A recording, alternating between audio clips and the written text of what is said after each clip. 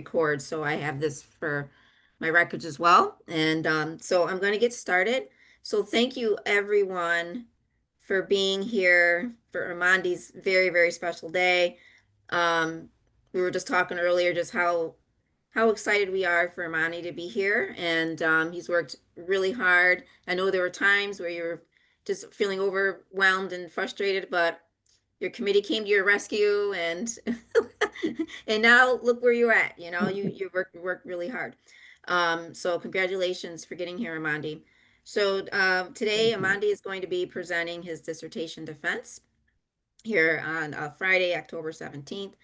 And joining here with us is Dr. Wilson, content expert, Dr. Sipra, the methodologist, and Dr. Sherry Lawrence, who is the AQR consultant, and myself, the chair, Dr. Underwood. And so, and of course, the person of the hour, Amandi, will be presenting. So, Amandi, I'm going to have the committee, for bandwidth purposes, turn off their video and mute themselves when you do your presentation. And then after the presentation, we're going to open it up the floor. I'm going to begin with Dr. Wilson because I know her schedule is pretty tight today. So we're going to start with her first, and then I'll ask Dr. Sipper for questions and Dr. Lawrence, and then myself, then Dr. Lawrence. I probably have like maybe 1 or 2 questions at that. And then we're going to, I'll put you in a waiting room, Amandi, and then the Yes. committee and I will discuss your outcome. I'll bring you back in. We'll share hopefully the positive outcome that you've been waiting to hear. And then we'll send you on your Yes. little merry way while we finish up some administrative tasks, okay? So without further ado, That's fine. Amandi, take it away. Yes. All right. So I believe you can see my screen. First of all, thank you very much, Dr. Underwood. Thank you, the committee. Thank you, Dr. Sipra, Dr. Wilson, and our special guest, Dr. Lawrence. I really appreciate you getting me to this finish line, and I really thank you for that. I'm here to defend my research, which was on navigating COVID-19, Nigerian immigrants' well-being experiences in the United States. Again, when I started thinking about this topic, when COVID-19 happened in 2020, although it started in China in 2019, but it spread across the world in 2020. And for 3 years, people went through a lot, going through stress and distress, loss of loved ones, health issues, and all that. And it also affected me as a person. I lost a couple of loved ones. I had bouts of depression, anxiety. I'm being the head of my little family. Everybody looked up to me, but I had to also look up to God and do my best to be a source of strength to my family. So when I look at what's happened, the experiences I had, I thought, okay, it would be interesting to also understand how other Nigerians, what they went through as well as I did, other Nigerians, immigrants in the United States, how they would describe their experiences during that period. So that was how I got this topic going. And I must say it has been a very interesting research for me, on, hearing from people that had similar experiences or even worse experiences than I did. All right, starting with the level 5 recommendation from Dr. Lawrence. I really want to appreciate her for the detailed work that she did. It was just a lot, coming up from her review. And I tried to address every one of them except for the one that she recommended restructuring and renaming the teams. This process has gone through a lot of reviews, a lot of iterations. Sometimes we had long names, sometimes we shortened it, and so on. So the committee believed that the team names and structure as they are right now are acceptable.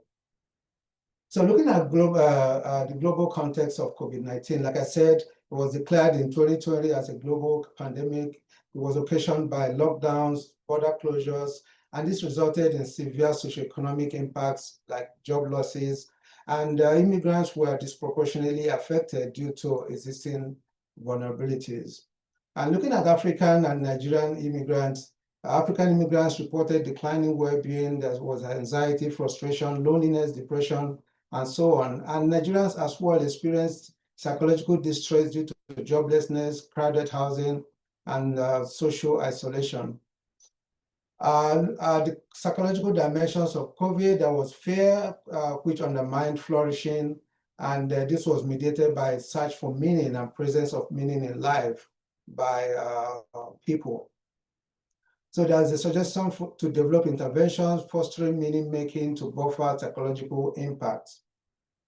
And for Nigerian and African immigrants engaged in meaning making activities during the pandemic.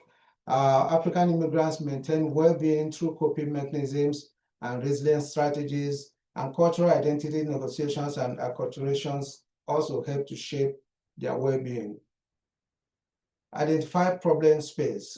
Existing studies show that immigrants face psychological, social, and economic vulnerabilities, like I mentioned initially. And also, there was limited focus on Nigerian immigrants in the US, especially those living on the US East Coast. There were few qualitative studies capturing the immigrants' experiences of well-being during the COVID-19. So the research gap is a lack of culturally grounded US-based insights on how Nigerian immigrants describe and maintain well-being during crisis. The theoretical framework for my study was the PAMA framework, which is rooted in positive psychology. PAMA has 5 core elements: positive emotions, engagement, relationship, meaning, and accomplishment. And each of these elements independently contributes to well-being, making PAMA a holistic model for understanding resilience. Rationale for using PAMA. Immigrant well-being involved not just survival, but flourishing amidst diversity. Also, PAMA provides a structural lens to explore emotions and meaning and community ties during crisis. Relevance to Nigerian immigrants. PAMA captures how faith, cultural identity, relationships, and achievements shaped coping, and guided interviews, design, and thematic analysis help to ensure a comprehensive exploration of well-being beyond mental health.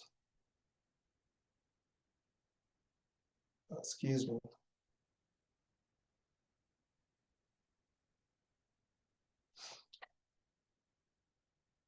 The problem statement: it is not known how Nigerian immigrants legally living on the US East Coast describe their well-being as maintained within their community during COVID-19 2020 to 2022. Like I mentioned before, there exists a research gap. Existing studies document COVID's negative effects on vulnerable groups, but rarely focus on Nigerian immigrants, as well as African immigrants are often treated as a monolithic group, masking the subgroup-specific experiences. Nigerian immigrants are one of the fastest growing US immigrant populations, and their unique cultural, social, and economic experiences remain underexplored. My research question is, how do Nigerian immigrants legally living on the US East Coast describe their well-being as maintained within their community during the COVID-19 pandemic? The research methodology that I adopted was the qualitative approach. Qualitative methodology emphasizes subjective meanings and lived experiences while providing rich, nuanced insights into complex social phenomena. It also prioritizes depth and over breadth in uncovering beliefs, social processes, and contextual realities. So why qualitative design? It is best suited for exploring human experiences in real-world settings. It captures diverse perspectives and emergent themes while enabling the exploration of cultural, social, and emotional dynamics of Nigerian immigrants during COVID-19. The research design that I adopted was a descriptive qualitative design. Descriptive design focuses on the who, the what, and the where of the experiences, while generating clear descriptions of a poorly understood phenomenon. It captures subjective perspectives of individuals in their natural context. And I use that because it provides a straightforward description without imposing theoretical interpretations. It allows participants' voices to remain authentic and grounded in lived reality. It fits the aim of understanding how Nigerian immigrants maintain their well-being during the pandemic. Again, the justification for the methodology is that COVID-19 impacts on Nigerian well-being is a less explored phenomenon. Qualitative descriptive allows first-hand accounts of resilience, coping, and meaning-making, while enabling the nuanced exploration of community, faith, culture, and social dynamics. It also ensures findings are accessible, practical, and directly relevant to policymakers, healthcare providers, and community leaders. The data source for my research was in semi-structured interviews. The rationale was that semi-structured interviews is a blend of structured guidance and has open-ended flexibility. It allows participants to express experiences in their own words and enables probing and adaptability. It's participant-centered and it builds engagement and authenticity. For this study, I used the 32 open-ended core questions plus some follow-up questions. I explored emotional, physical, and the psychological well-being of Nigerian immigrants during COVID-19. I had questions that were field tested with 2 participants, and I refined them for clarity and depth before arriving at the final questions. My population of interest was the 416,000 Nigerian immigrants legally residing on the US East Coast in the US, which represents the fastest growing immigrant population. My target population was 165,000 Nigerian immigrants legally residing on the US East Coast. Again, my focus was on Nigerian immigrants 18 years on and above, English speaking, and legally residing on the US East Coast during the pandemic. My proposed sample size was 20 to 25 participants, but actual sample achieved was 18 participants. Purposive sampling was used for this sampling and involved use of the Facebook and email-based Nigerian community groups. Snowball sampling was my plan B, which was having referrals from participants' networks. I actually got a couple of my participants through plan B. Plan C was a backup strategy, which was not used eventually. Rationale for sample size, it aligns with Mason 2010, which recommended 20 to 25 participants being sufficient for qualitative saturation. The interviews lasted for 60 to 75 minutes, and data collection continued until saturation was achieved after 18 participants were interviewed. This table shows the characteristics of my sample, study sample. Here I have my participant demographics. Out of the 18 participants, 11 were male, 7 were female. You have the age group there ranging from 31 years to 61 to 70 years. The legal status, 16 of them were US citizens, 2 were permanent residents, and the professions range from IT, healthcare, entrepreneurship. All of the 18 participants reported that they either had COVID or they had family members that they cared for during that period. The data analysis procedure was using the Brown and Clark 2023 framework, which has 6 phases. Phase 1 being familiarization with data, and up to phase 6, which is producing the report. I'll talk through this in the next slide. Okay, so using the 6-phase Brown and Clark, phase 1, like I said, is the familiarization with the data. Here, the activities I performed was the transcription of the data, reading and rereading data, noting initial codes, initial ideas, expressions, impressions, thoughts, and reactions. and the output of this phase was the preliminary codes. Phase 2 involved generating initial codes. Here I coded interesting features of the data in a systematic fashion across the data set, collecting data that is relevant to each code. The output of this process, this phase, was a 3-column table with codes and code description and exemplary codes. Phase 3 involved searching for teams. Here I collected codes into potential teams, gathering all data relevant to each potential team. The output was a 2-column table showing the initial teams and the aligned codes. Phase 4 involved reviewing teams. Here I examined each group, ensuring that codes within it truly belong together, checking that the teams work in relation to the coded extract and generating a thematic map. Output here was a 2-column table, final team, showing the final team and the aligned initial team. Phase 5 involved defining and naming of the teams. Activities here included making inferences, reconstructing meanings, and exploring the properties and dimensions of the categories to identify relationships and uncover patterns, and generating clear definitions and team names. I must say that this was a particularly an interesting phase that involved a lot of movement of data here and there until eventually we came to the final team names. The output here is a 3-column table showing the final team, the team meanings, and exemplary quotes. Phase 6 involved producing the report. Activities that are performed here included reporting the findings, coding process, methods, decisions made during the analysis, final analysis relating to back to the research questions and the literature.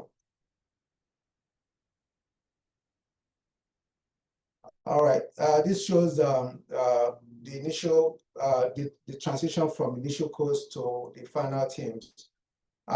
You could see that I had 592 initial codes, which was a lot.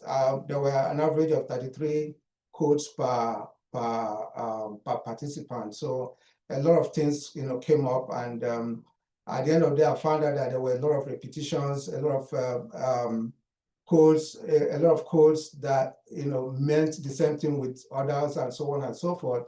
So I tried to merge and unmerge, try to organize them, and then I was able to prune them down to 180 final codes, then to 141 categories, and the work continued, various iterations going back and forth until I got 44 initial teams, and then finally 8 final teams. This shows the individual codes per participant. Participant number 1 had 39, 35, and so on. So there was an average of 33 codes per participant. Now the final team, there are 8 final teams. These are the team names. Health, team 1 is health and holistic well-being, up to team 8, which is reflection, resilience, and recommendations for future crisis preparedness. Again, these slides show the team name, the initial team name, associated with each of the final teams, and the number of final codes associated with each team. All right, going into the details now. Here, the participants, I must say that a lot of them, was an opportunity for them to express themselves. A lot of them mentioned that the interviews were going to give closure to them because they had not really had any opportunity after COVID to talk about it. Some of them also, reflecting back, they were able to appreciate their spouses, their family members who stood with them through this process, through that experience. So participants here in team 1 discuss their cultural coping mechanisms and traditional practices, something like the use of traditional herbal remedies, using food as medicine, steaming therapy and inhalation rituals. Some of them discuss the health-conscious lifestyle adjustment that they had to make. For instance, participants discussed adopting healthier diets and immune boosting practices, incorporating regular exercises and structured routines. Some of them discussed about the adaptive exercises and fitness practices that they had to engage in, using treadmills at home and having gym at home, outdoor walks, family-based exercises, online fitness resources using YouTube and TikTok and other social media. Some of the quotes coming from team number one, like participant number two says that drinking ginger, doing one of the thermal steam with lemon, the little things we have, we try to manage it, cook it. Every day, everyone will have a shot of homemade remedy. Participant number 10 said, we had YouTube, which had training exercises, cardio, walking exercises that you can do while in the house. It is something that I would encourage everyone to do. Key findings of team number one is that there were disrupted routines, there were gym closures, reduced mobility, fatigue, and weight gain. There were adaptive wellness activities using home-based exercises, walking, traditional dances, and so on. There were dietary changes, cooking at home, mindful nutrition, healthcare access, reliance on telehealth, although barrier persisted. Also, there were preventive practices like using hygiene, using of masks, avoiding work when ill became routine. Overall, Nigerian immigrants showed extraordinary resilience, blending cultural practices with modern resources to maintain well-being. Team number two, identity, pride, and cultural heritage. Here, participants described their resilience rooted in their Nigerian upbringing. For instance, they described their belief in African immunity and thick skin against COVID-19, endurance from past exposures to hardship, cultural pride in overcoming challenges. Some of them also described their cultural resilience and communal identity. They described the African Nigerian cultural emphasis on community and family, cultural expectations of checking in and caregiving. Some of the quotes here included participant number 16 that says, we're incredibly resilient, tough, with thick skin. We don't back down easily. We are fierce and strong. It's like saying, let whatever wants to bring me down, try first, and then we'll see.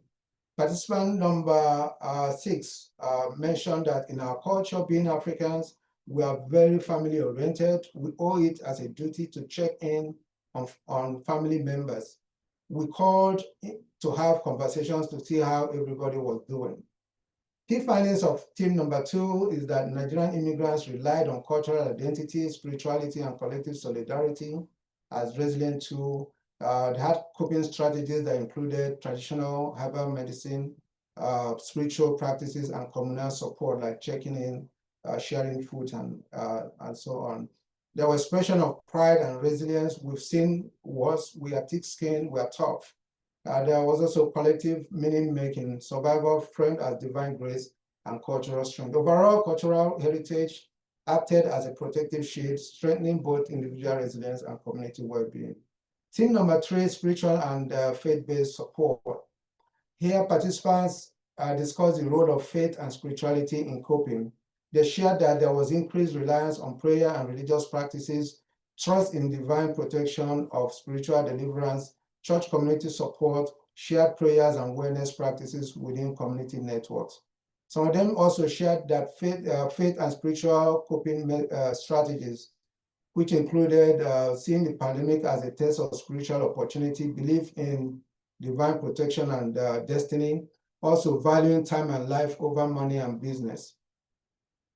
They also discussed religious and faith-based support like pastoral and church check-in, church-provided resources like food and stipends, and so on.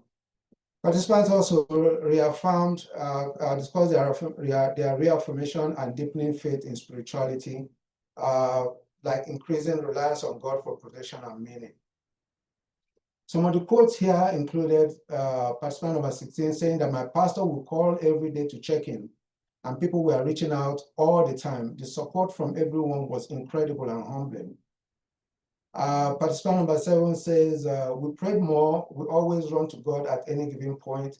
We increased or improved on our prayer life because we felt that was the only solution. Key findings for team number 3 is that faith and spirituality were central coping mechanisms. Participants relied on prayer, divine protection, and scripture for emotional stability. Pastors and elders offered counseling, encouragement, and material support. Faith practices provided emotional protection, meaning making, and collective solidarity. Team number 4, psychological resilience and strength. Here, participants discussed the psychological impact of COVID-19. They talked about faith-based interpretation of suffering and hope. I can do all things mentality, optimistic worldview, fear of the unknown and fear of death, overwhelming media coverage contributing to distress. They also discussed the psychological coping through family and cultural anchors. Here they talked about bonding through shared family activities, structural routines at home, and cultural values like collectivism, brothers keeper mentality. Also, participants discussed the positive mindset, motivation, and psychological resilience. Here they talked about practicing gratitude and contentment, limiting exposure to negative news, focusing on survival and small victories, and also use of self-affirmation and positive self-talk. Some of the quotes here included participant number 5 that said, "In my community, we had food banks. It was helpful to giving out what we need. There were different types of food. People who had money were helping out in the community." Participant number 13 says that the pandemic taught me about resilience, confidence, and courage. It also reminded me to appreciate life more and practice gratitude every day. Key findings of Team 4 include that pandemic became catalyst for self-discovery, transformation, and growth. Participants confronted life's fragility and unpredictability. Coping strategies included mindfulness, affirmations, writing, dancing, and creative expression, family support as emotional anchors, skill building. Growth outcomes included greater emotional intelligence and resilience, strengthened sense of purpose and meaning, long-term empowerment through adaptability and agency. Team number 5, emotional impact and coping strategies. Here, again, participants discussed the emotional impact of contracting or caring for loved ones with COVID-19. They described the grief and devastation from illness and death of family members, fear of high-risk family members. One of them actually talked about her husband who had pre-existing conditions, and then he had COVID and they had to quarantine him. So what they did was to set up cameras, in the room so they could monitor him and make sure that he was alive at all times.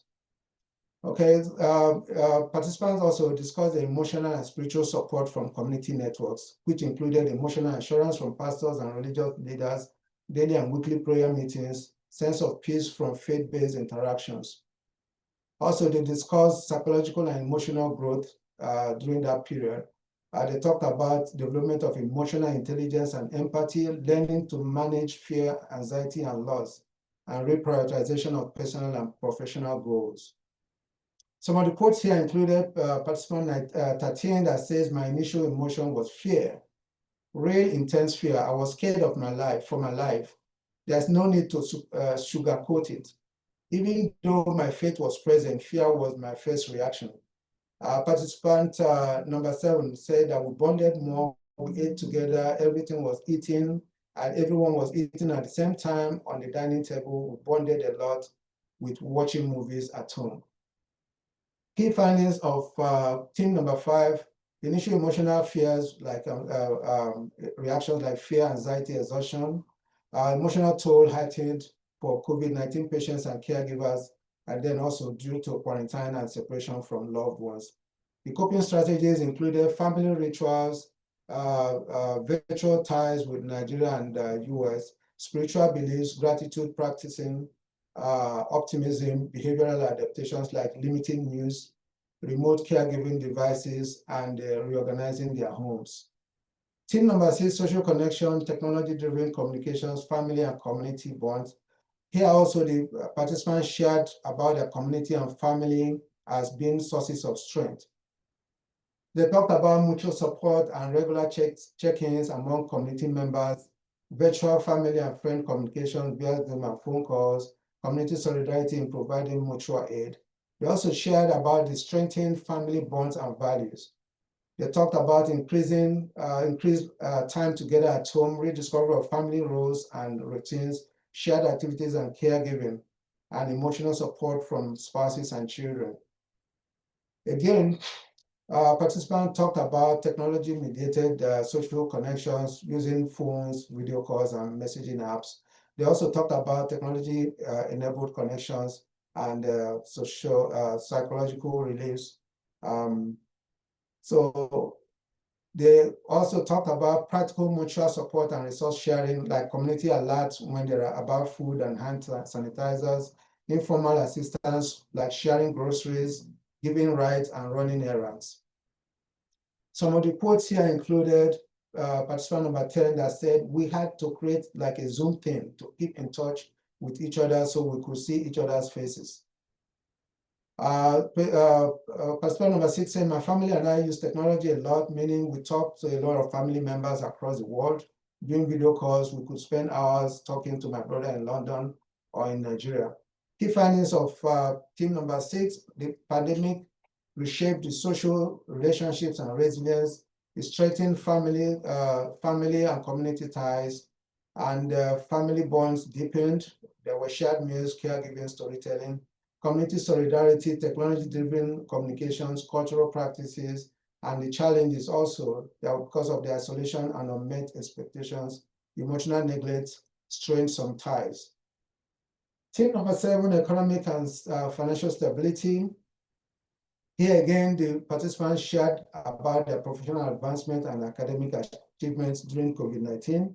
Some of them shared that they had career promotions due to staffing shortages and role vacancies. Some of them returned to school for advanced degrees and certifications. 2 of my participants had acquired their PhD during that period, and 1 had a PMP certification. There was skill acquisition and personal development. They also shared about the entrepreneurship and income diversification. Some of the participants shared that they started new businesses, they transitioned from being employed to being self-employed, and developing side hustles and ventures from home.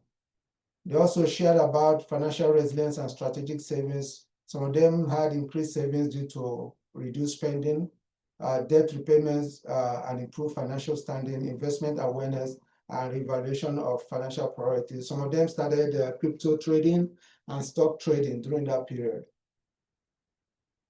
Some of the quotes included participant number 12 saying that during the pandemic, I went back to school to advance my career to acquire my doctorate, and that helped me so much.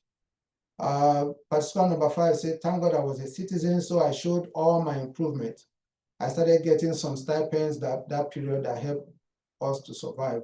And of course, going to any place to buy things was crazy.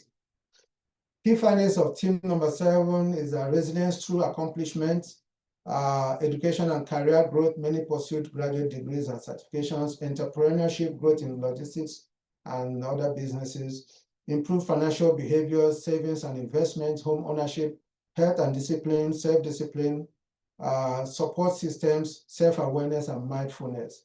Overall, the pandemic became a transformative moment for building long-term financial stability and personal growth. Team number 8, reflections, resilience, and recommendations for future crisis preparedness. Some of the participants shared their personal and collective reflections on the pandemic, their pandemic experiences. Some of them shared that they had changed mindset and priorities post-COVID.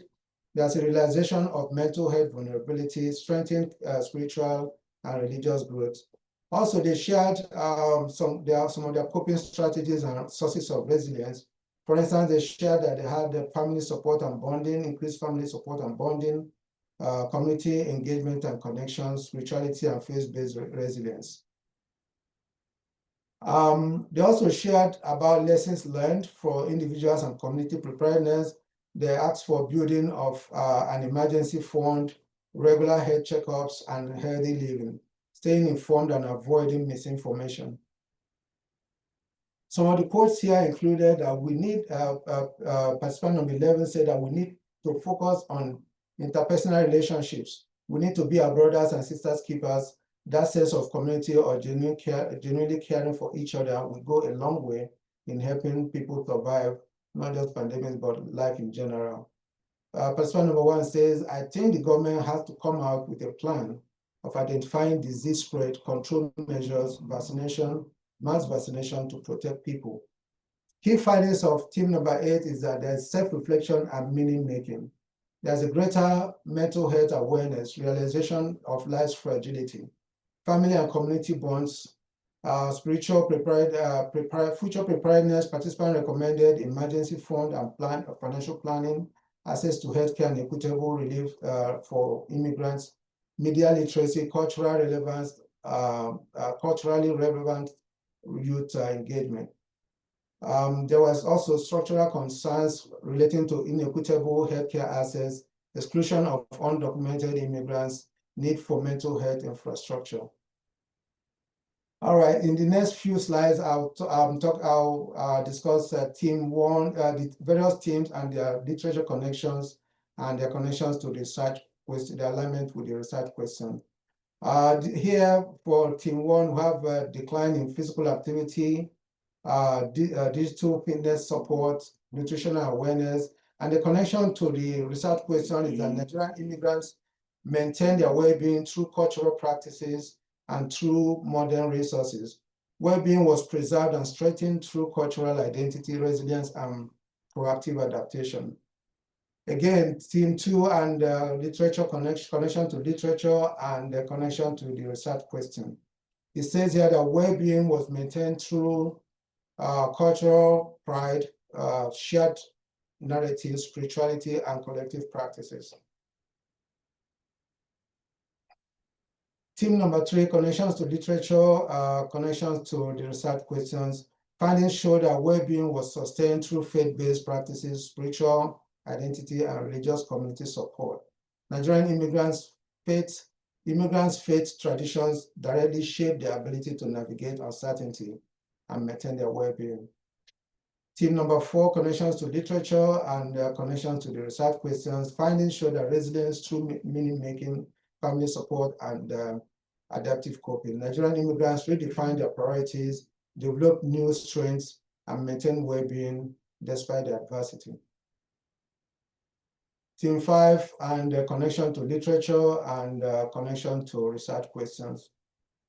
Findings show that emotional distress was real and intense, but well-being was maintained through family support, spirituality, cultural identity, and adaptive coping strategies. Nigerian immigrants reframed the hardship into growth, resilience, and gratitude, consistent with the culturally grounded resilience models.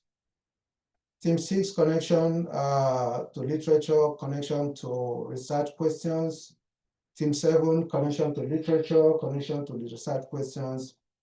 Team 8, connection to literature, connection to research questions. Here, findings show that well-being was maintained not only through cultural, family, and faith-based resilience, but also by reimagining future preparedness.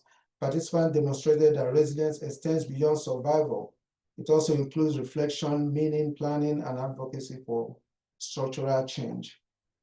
Theoretical implication and looking at the PAMA framework. This research has expanded PAMA framework because it looked at all the 5 domains which were reflected in participants' well-being strategies.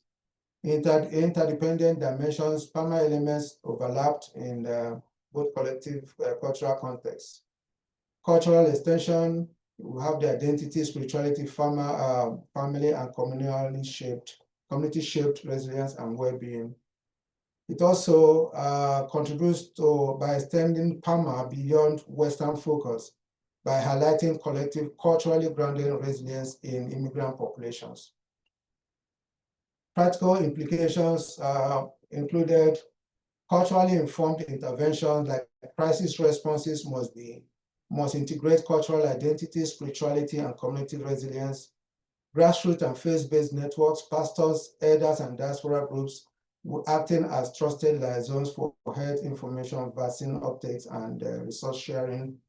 Community networks leveraging social connections to combat misinformation and enhance health literature. Study strength included that it is community-centered and is culturally grounded with a focus on Nigerian immigrants' experiences and cultural coping mechanisms. It has a rich and in-depth data. Using the semi-structured interviews, I was able to capture a nuanced complex perspectives of the participants.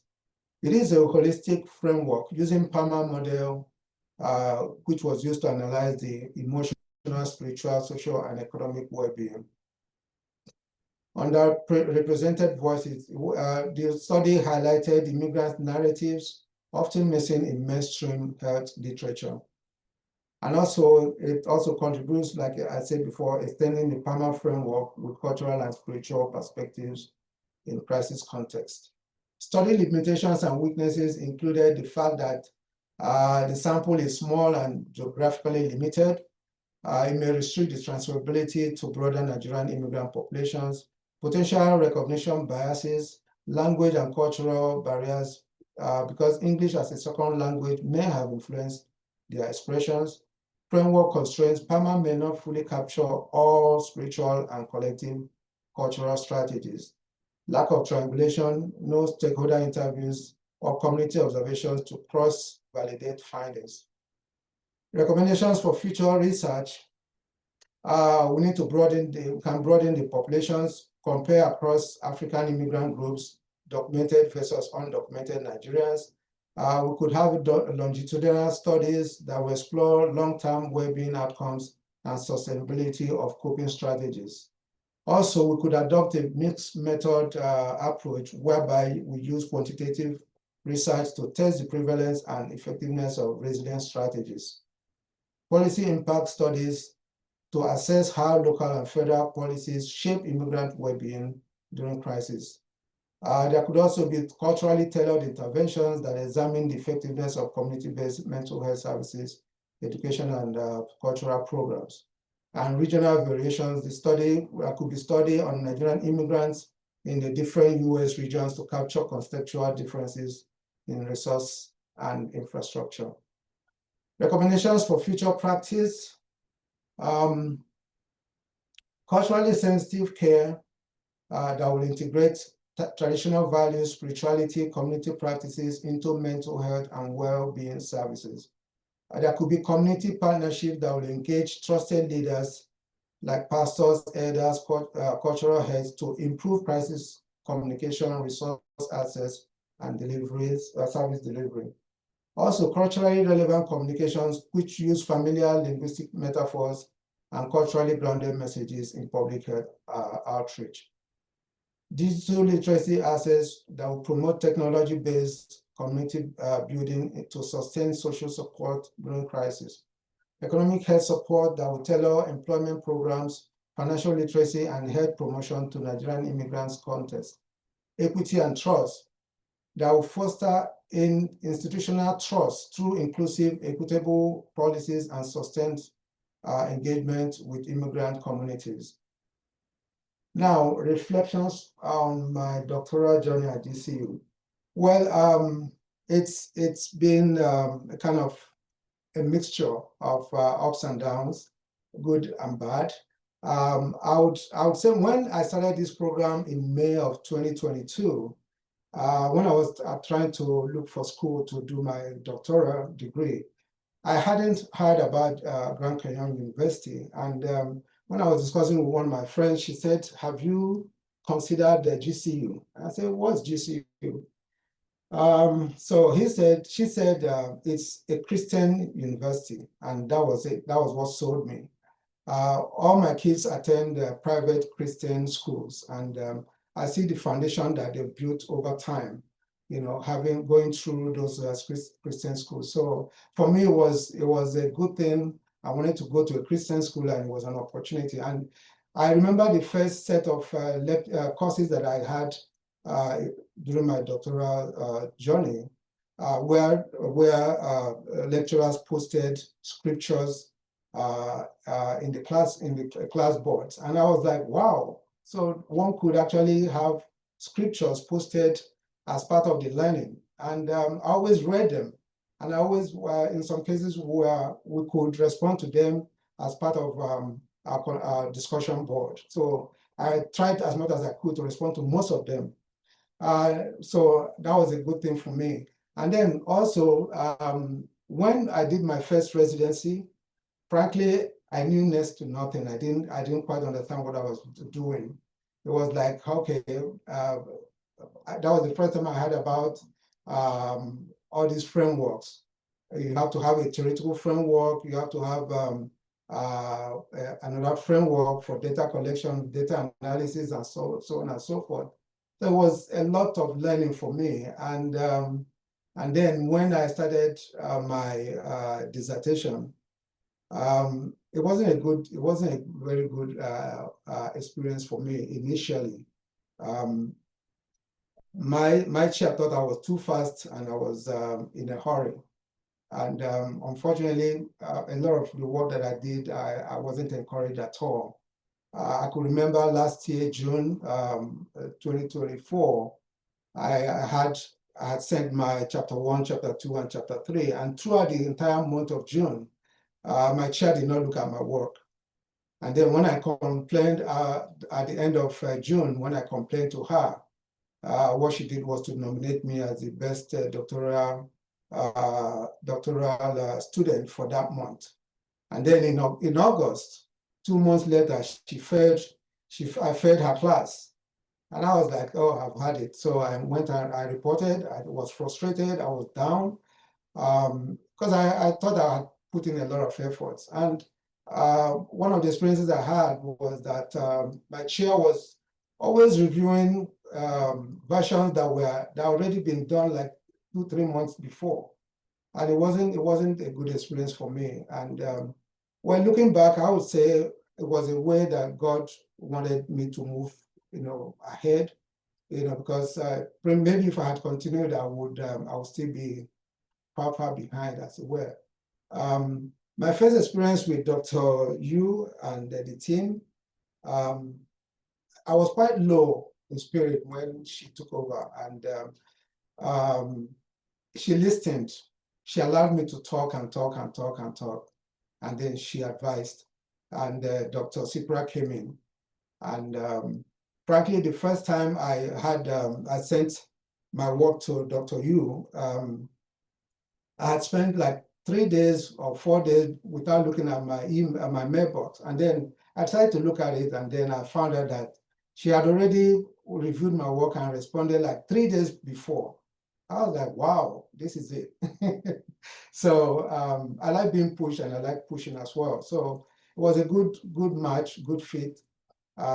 Frankly, sometimes I didn't know you could arrange for meetings within 24 hours and you're actually having a meeting. So it was quite a good experience for me. And then I will talk about my experience doing my data collection. It was quite an interesting one. Listening to people, talk about their experiences, and some of them like mirrored my own personal experiences. For some people, it was, like I said, it was the first time they were sharing their experiences with with somebody else, and it was a relief for them. And so that process took like a month and a fraction. I spent the most of May, June, collecting data, writing up my reports. Another thing I want to share is that the Brown and Clark, it's quite an interesting framework.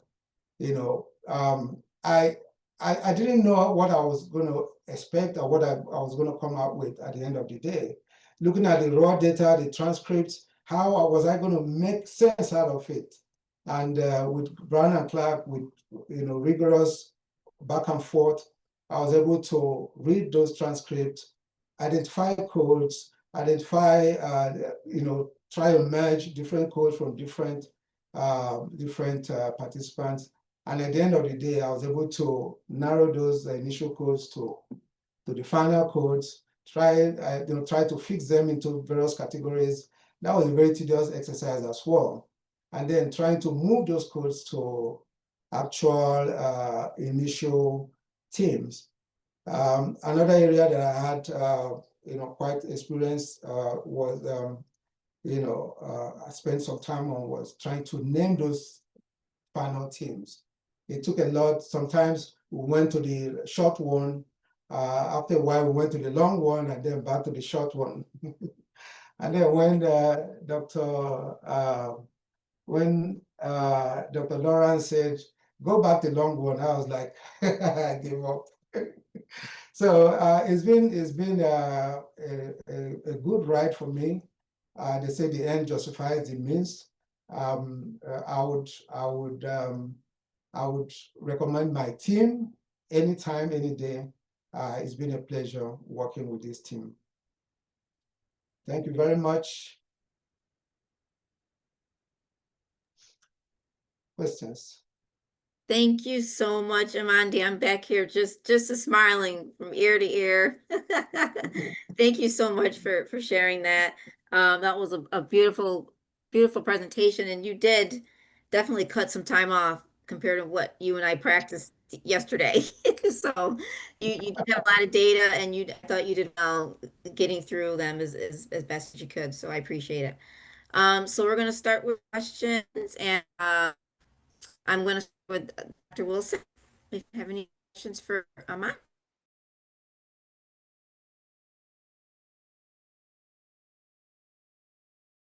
Just journeying this with you from a content expert's perspective, it was really fulfilling for me in my life, my work life, responsible for well-being for about 20,000 employees, mostly clinicians. And we're struggling with understanding how to meet their needs, particularly immigrants, because oftentimes very different, as you have clearly articulated, than those that are from America. So thank you for the insights that you have given us through your research. But have a question. I know that in your dissertation, I think you bring it up in practical implications around policies, around sensitivity to cultural training. Because your dissertation really focused on one particular facet or population of immigrants, have you thought about how could we actually influence policies, influence interventions that would suffice for immigrants as a whole, understanding that there are differences based on where you're from, but we have to be able to, at least in my industry, we have to be able to reach the needs of all immigrants when it comes to well-being, particularly those who had gone through COVID-19. To be quite honest with you, we have not healed in our industry, and they have not acknowledged that we need healing from COVID. And so just wanted to get your thoughts about how we may approach that and meeting the needs of immigrants across the board, that we may influence interventions, that we may influence policies. I think the first thing is to understand the cultural backgrounds of these immigrants, to also understand that they are not monolithic. Like for instance, if you look at African immigrants, for instance, there are people from West Africa tend to have similar cultures compared different from those from different parts of Africa. But here in the US, everybody looks at an African as an African. We have different cultures, we have different adaptabilities, we have different mindsets. So fortunately, I would say like 5 or 6 of the people that that participated in my study, actually people, either they are nurses or mental health clinicians, and so on and so forth. So they also mentioned that they struggle with that, even trying to render services to others while they were still struggling, to come out of the effect of COVID. I think generally understanding the cultural background, being able to articulate what their needs are. And like I said also in my presentation, reaching out to African, because for instance, if you look at African immigrants, a lot of them have communities where they belong. Most of them go to churches. So being able to reach out to community leaders, pastors, and so on and so forth, we'll be able to have that personal reach. Those are resources that are available that unfortunately people are not tapping into to reach to these people, because the average African believes in respect. We respect our leaders, we respect our heads of families, we respect church leaders. So those are people that, those are like what I would say, low-hanging fruits. People could approach them and get better insight into their community members, and also to help reach out to community members through those resources that are available. Thank you. Well spoken. Appreciate that. Second question, as we consider future research, I was pleased to see that you were considering a quantitative study.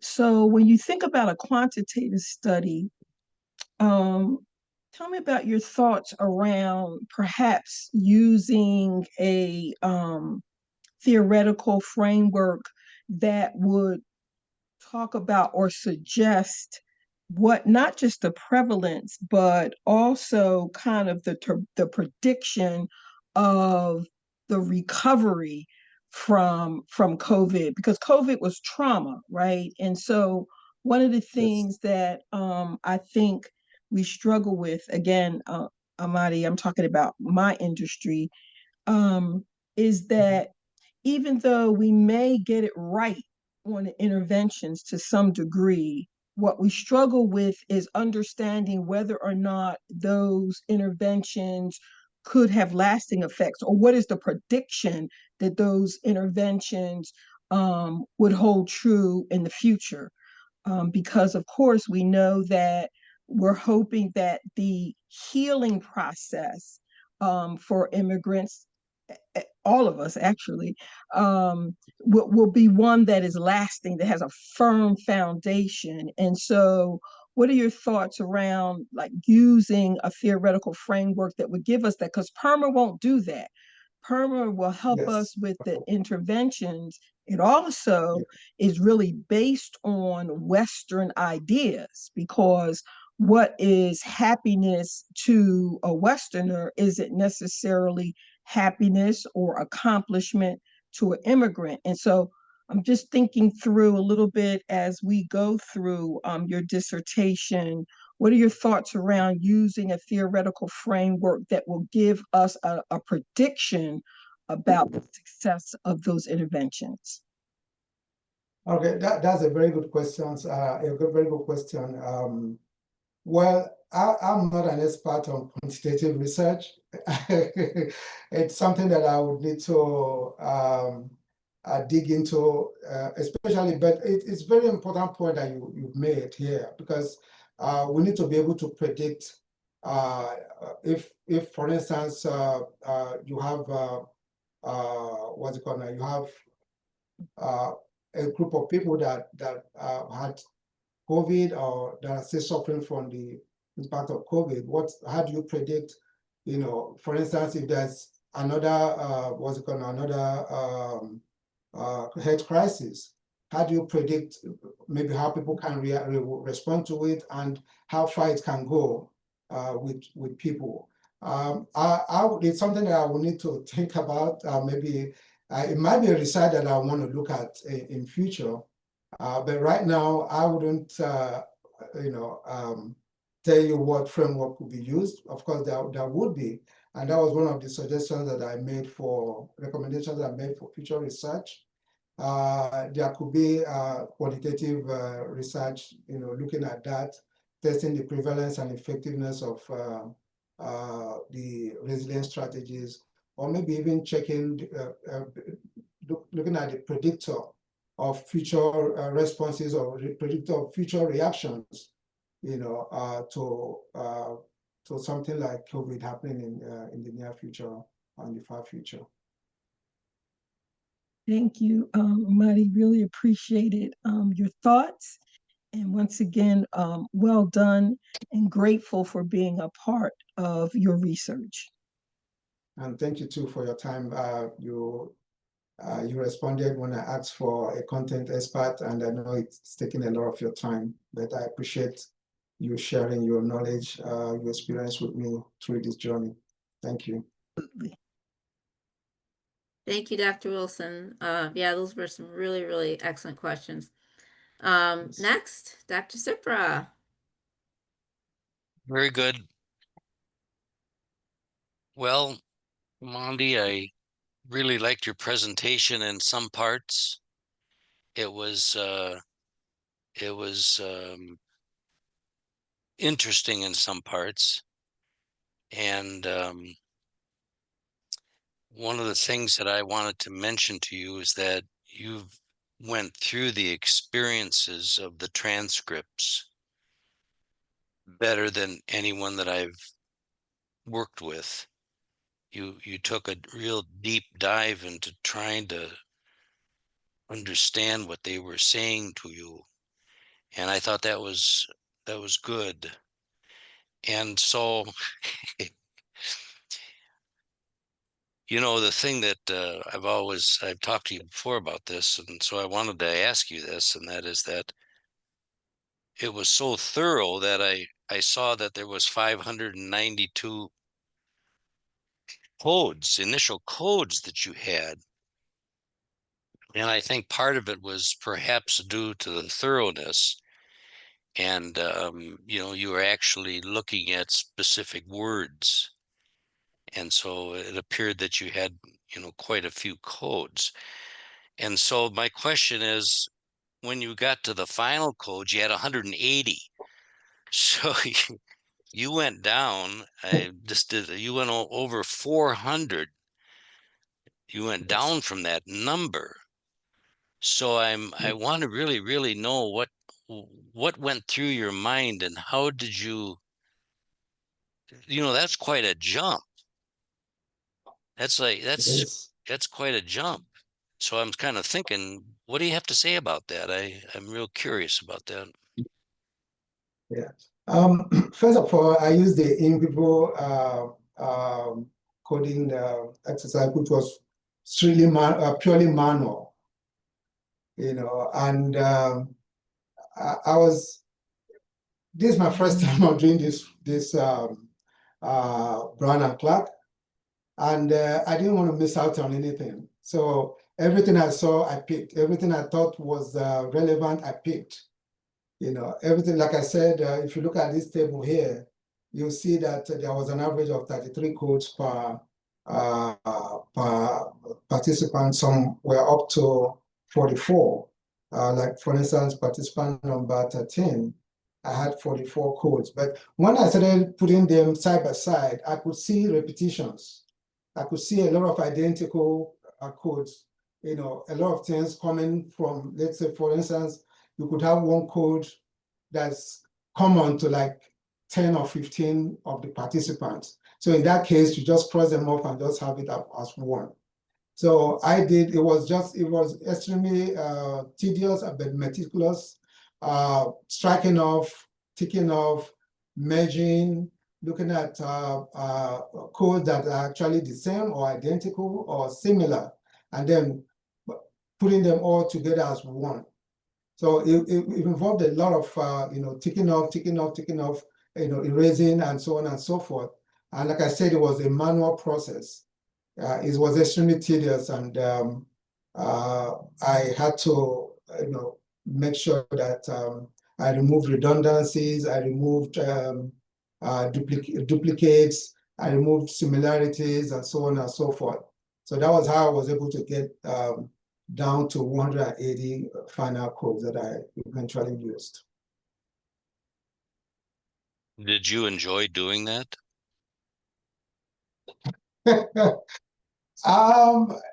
With the benefit of hindsight, I think for a first-time user of Brown and Clark, this is the best way to do it, because it's something that gives, you're not relying on machine or computer to generate stuff for you. You're doing it yourself, you're learning out of it, you're seeing how things coming together and how similarities are identified and crossed off and merged and unmerged and stuff like that. So I think I would recommend for a first-time user of Brown and Clark to use this method, the in vivo, do it manually. It takes more time, but at the end of the day, you'll be better off for it.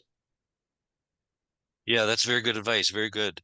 A follow-up question here, and that is when we review transcripts, Yes. normally we're going to get some codes that have to do with another topic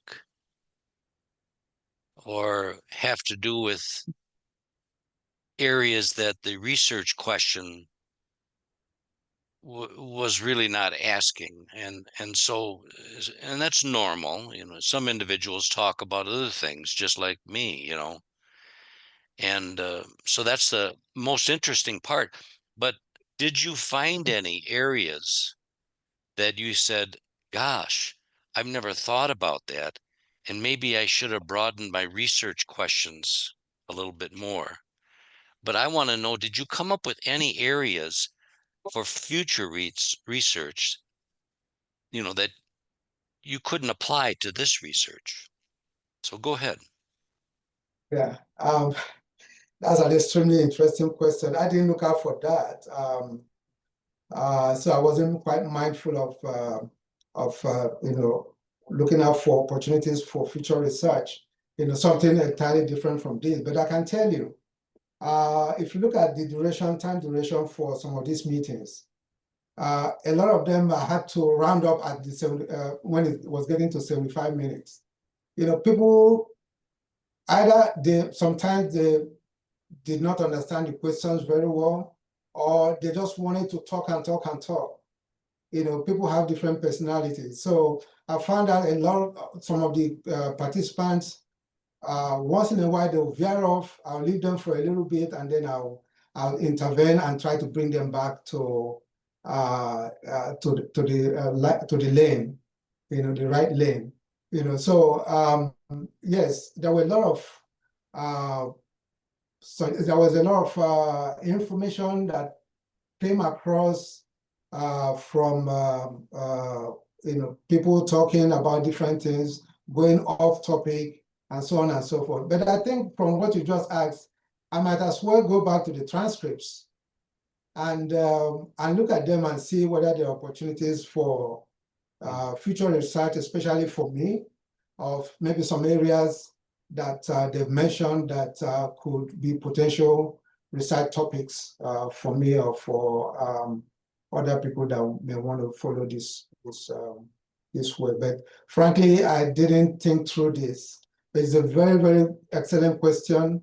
I'll go back to the transcript and see if there are pointers, because the transcripts are all stayed there. If there are things said that could be potential research topics. But I didn't really look out for that. I'm sorry. No, that's you answered that very well. I really appreciate what you've done in this study here. Last question. This is Yes. more on the reflection side that you reflected upon, and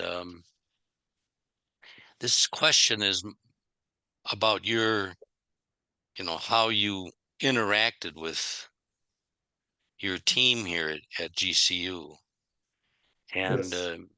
there was a certain attribution that you made with regard to perhaps the Lord was telling us something and telling you something. And do you believe that? That's my question. Do you believe that, it was just too bad that you had to go through a certain amount of strife with some of the individuals that you had here at GCU. I know that. But do you really believe that concept that when you read over all these transcripts that was too another area for which you could improve upon? So could you just reflect on that, please?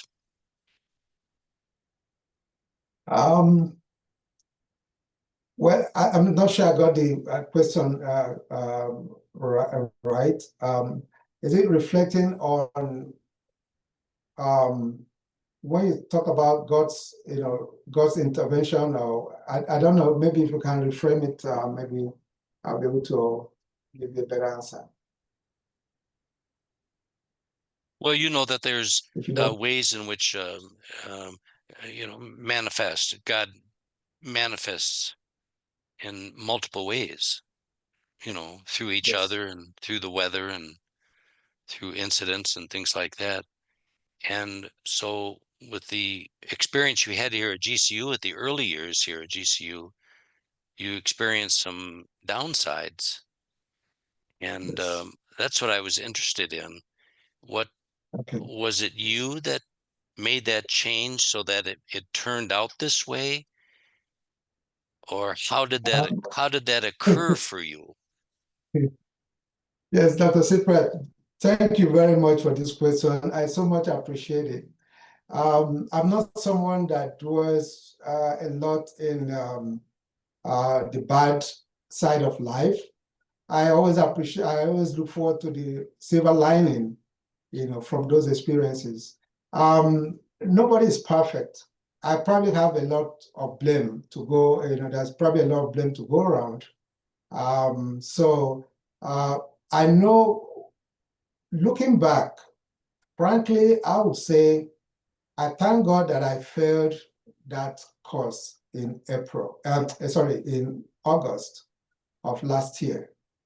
It was just God being God, because I believe I was always up, up and doing.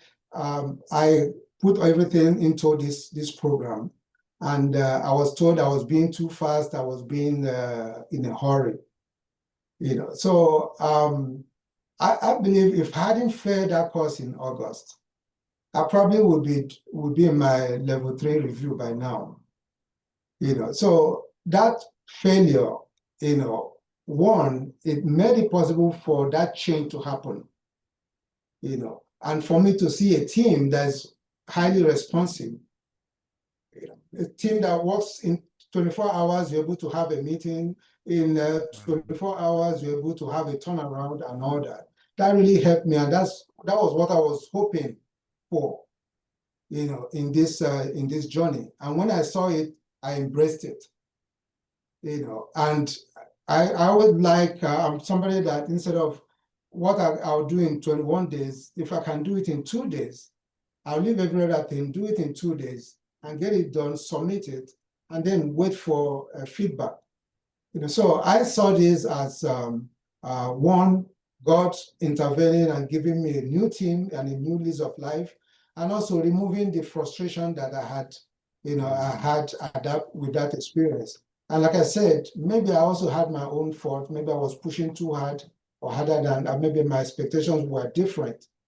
But given this team that I eventually had, it was like everybody working together, having the same goal. For the other team, I felt we were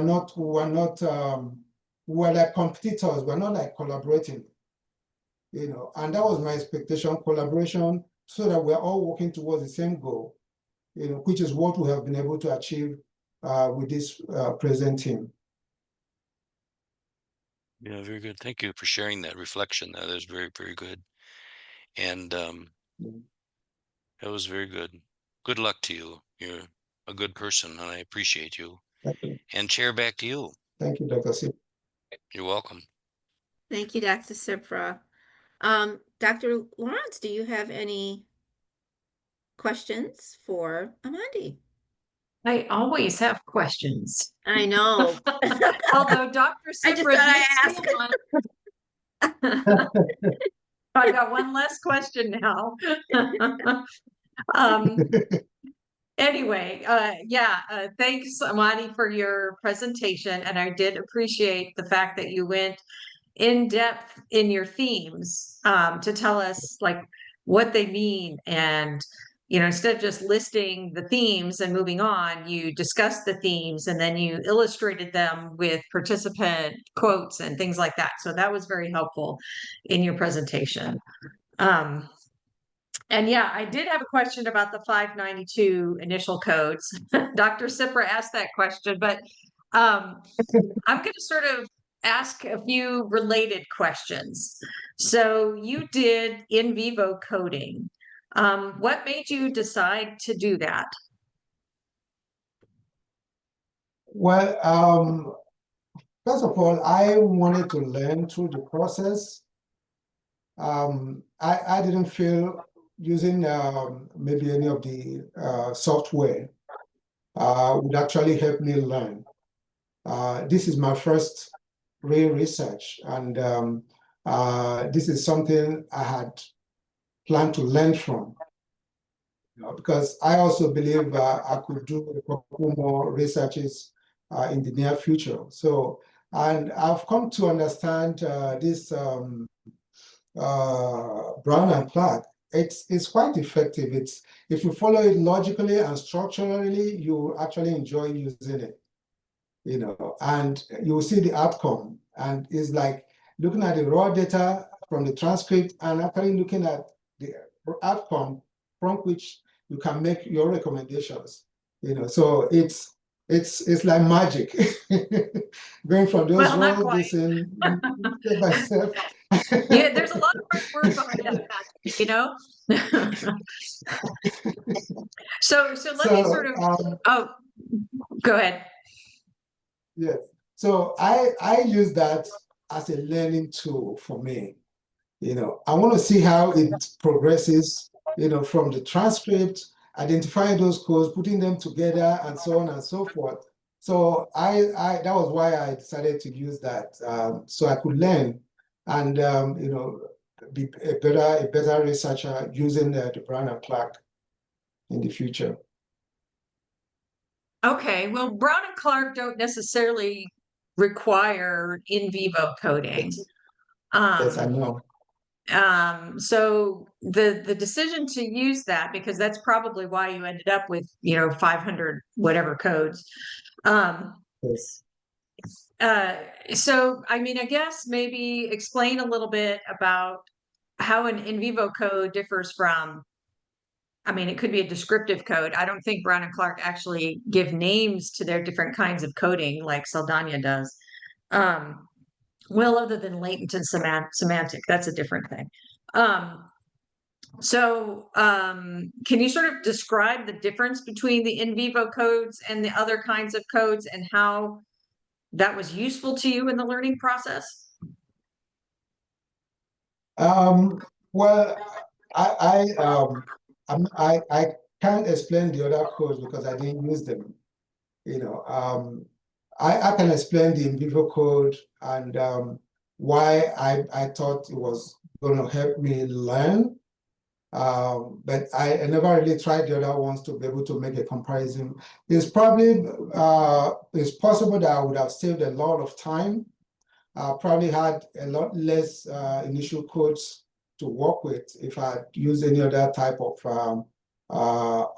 coding method. But I just wanted to be able to do it manually, learn from it, look at the codes as they're developing one after the other, and then also compare from different sources, different participants. Codes are coming out from different participants to be able to arrive at the final codes.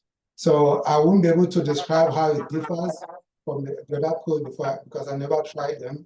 I just decided in vivo was good for me and it would help me, put in more time, put in more learning, get more learning out of it, and then be able to maybe not, I would say maybe the fear of missing out. I would say maybe the fear of missing out was what really made me, I didn't want to miss out on anything. It was quite tedious, but I prefer to have more than less. Yeah, I hear you. I'm usually fall in that kind of category too, but you know, when you have 592 initial codes on a novice researcher, a lot of people can't handle that. So would probably have a nervous breakdown or something. So I'm glad that that worked out good for you. It may not have worked out so well for others. Yes, yes. Okay, so you said you achieved saturation at 18 interviews. Can you explain like what specifically made you think that you had saturation at that point? Well, I think from participant number 12, you know, there were a lot of things that were repeating, because that's probably why, you know, I had that 592. If you see, a lot of them, we have an average of 33 codes per person. You know, a lot of the things became repetitive. You know, you are getting the same information, you're getting the same experiences, you're just getting the same kind of descriptions. So from 12, I started noticing that a lot of things, when you ask questions, they're almost like they are rehearsing the answers. You know, what you're hearing from this person is what you're hearing from that person, and so on and so forth. So gradually, I started looking at what was coming up. It was becoming less and less new codes, you know, developing. It got to 18th, it was like everything was being repeated.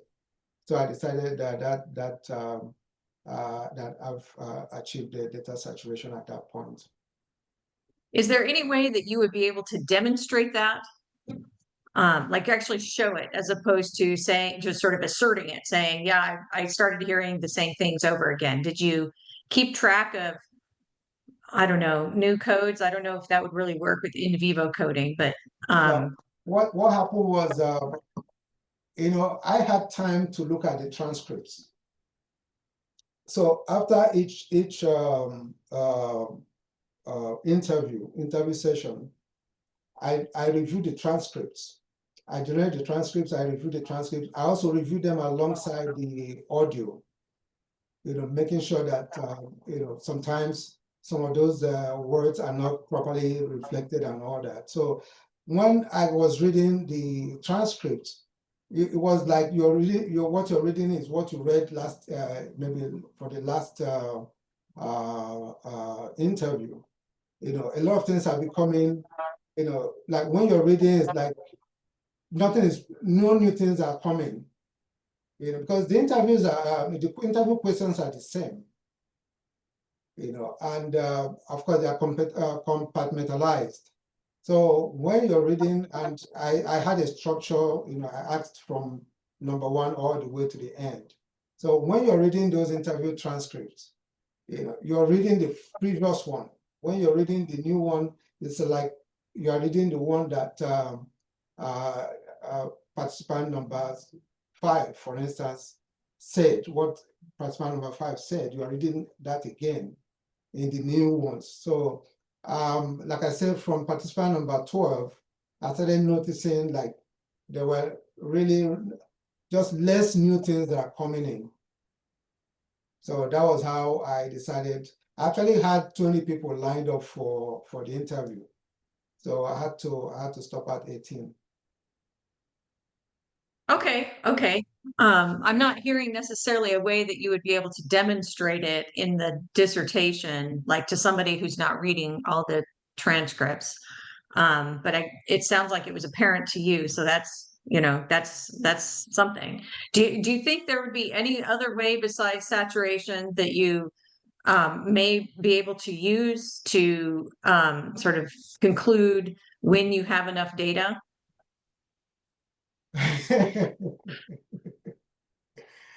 Well, you know, it got to a point I started asking a couple more questions, you know, kind of what I may call follow-up questions. I think I can't remember from what participant number now that I started asking if you have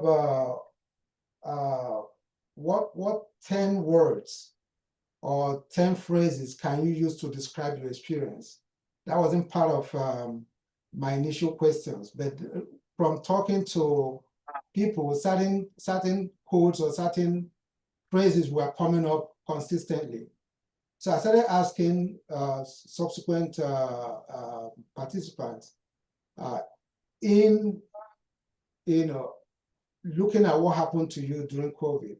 Can you give me 10 words or 10 phrases, that would describe your experience during that period? So things like anxiety, fear,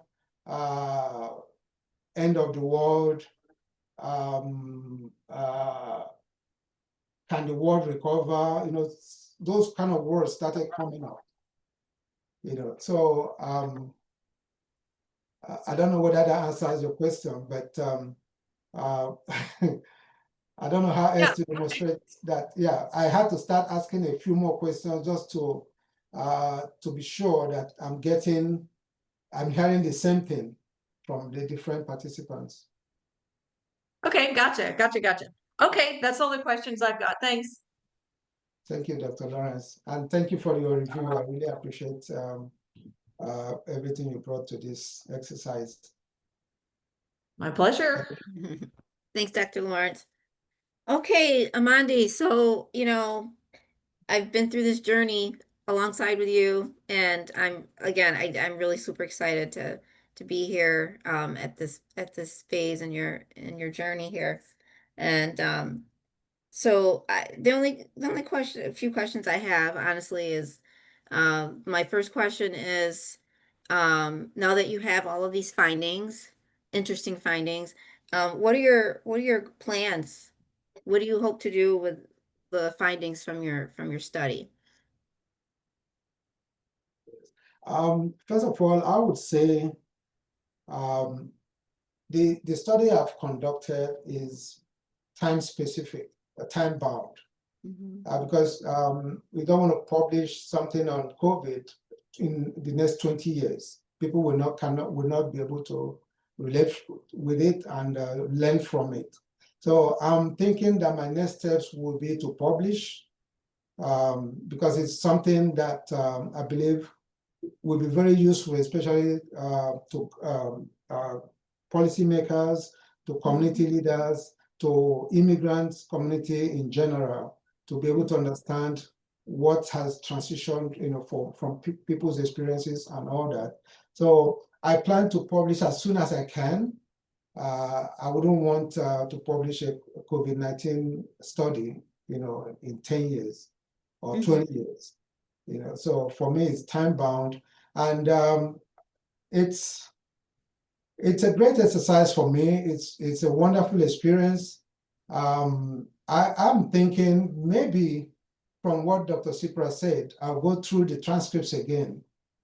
There could be things that I missed out that could be opportunities for future research.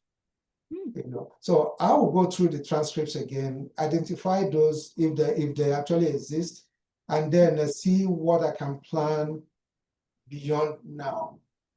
I also want to use Brown and Clark again, and maybe try some other coding strategies recommended for Brown and Clark, and see how efficient that they are as well. Awesome. Thank you so much.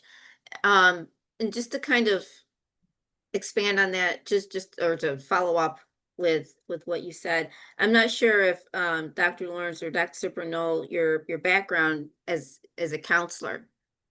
And so where do you see the results of your study fitting in with future counselors or current counselors working with immigrants, Nigerian immigrants, or that's a very good question. You see, as a licensed mental health counselor in the state of Maryland, I see a lot of use for this work. People are still struggling. People are still reporting traumas, post-traumatic stress, people that lost their loved ones, they were unable to accord them the final rites. So a lot of them are still hurting from the experiences during COVID. And there's been a lot of cases, mental health cases that are coming up that you can actually relate back to what experiences that those patients had during COVID-19. So this work, I believe, it's something that mental health practitioners could actually use to understand what people went through, the kind of traumas that they encountered, and maybe also looking at how people manage to go through those processes. But like, for instance, some people described that they were able to use that opportunity to go to school, to go back to school, to get certification, to get their PhD, and so on and so forth. So that could be an area that the mental health counselor could discuss with the client on how to manage crisis situations, not looking at it purely as detrimental, but looking out for the little opportunities that are hidden that those patients could actually use, as a reflection or as a reaction, to the what they're experiencing. For instance, there was a lot of participants that described their using positive affirmation during that period. Trying to communicate more with people, trying to read, listen, watch less of news, news that will get them depressed. So some of those actions that people took, to be able to survive or sustain their well-being during those COVID could actually be used to apply, could be used by mental health counselors to apply to their clients' situations and see how they can help them go through similar situation. Excellent, excellent. So I'm thinking, Dr. Wilson, your content expert, she may be a good resource to reach out to for possible journals to look into for publication. Yes. So yeah, I mean, sky's the limit, huh? We'll see. Actually, there's what's called a seminar, I think on Monday or Tuesday, organized by GCU. I think Dr. Poik. For those that they say, I think it's from dissertation to publication. That's what it's called. So I registered for it. Oh, good for you. Yes, I hope to attend next week, Monday or Tuesday. And oh, good for you, Amadi. I think a lot of resources on GCU portal too. Yep. On how to move from your research to publication. So I intend to look at that, ask questions, and see how I can get this material published in future. Awesome, awesome. Well, thank you so much. That's all the questions. I thought I had another one, but you've kind of already answered that question for me during your presentation. So at this point, I don't have any other additional questions. Dr. Cipro, Dr. Lawrence, do you guys have any additional questions you'd like to ask Amadi before I put him in a waiting room? Just one thing I wanted to say is that, Amadi, if you would work with, that's Dr. Wilson, is that right? Yes. You might find an individual over there that could actually go through your transcripts. Okay. And if you did that, you could have them inter-rater reliability here. I mean, one of the questions is that Dr. Lawrence asks is how do you know that you reset saturation? Well, have someone else go over it. Okay. And then when they go over it, they can help you, and then you could write an article about that concept, that these are some other areas for future research. Yeah. So that's just a thought. Yeah. Thank you. You're welcome. Awesome. Okay, so Amandi, I'm gonna hit the pause button here so I don't Hello, Amandi. Hi. Take a deep breath. Well, I'm here to tell you, congratulations. You've successfully defended your dissertation defense. Yay! Yay. Oh, Yay, good job. Good job. thank So proud. you. Yes, keep clapping. Yes, you did it. You did it. Yay. You worked really hard. So Yeah, I'm you worked really hard. You deserve this. It's equalization here. You did a good job. Excellent. Thank you. yes, you're Thank you. very welcome. Um, so before we take off here, I mean, I'll probably just let the committee leave unless they have anything they like to add. Um, and you and I can do a quick chat, and then I got to call the school. But Dr. Sipper, Dr. Lawrence, do you guys have any final words of wisdom or anything you'd like to add before I let you guys go? No words of wisdom, just congratulations and enjoy, bask in this, because you worked hard. Thank you. Thank you. Thank you. Thank you for everything. I really appreciate it. Good job. Good job. I like your sweater there. I do too. He's been sporting GCU. I like that. Jeez. Let's Yeah, go, yeah, GCU. GCU. And so, yeah, so Dr. Lawrence, she'll send me the D65 and then it'll get through the committee and then once that's all done, we can get you all get you ready for form and format, which we'll discuss real quick before I let you go. But Dr. Sipper, Dr. Lawrence, always a pleasure. Thank you guys both for Very your good. wonderful Thank you. support, guidance. Good day. Always Yeah. appreciated. Thanks, Thank you. guys. Great weekend. Thank you, you too. Thanks. Oh, congratulations, Amandi. I'm so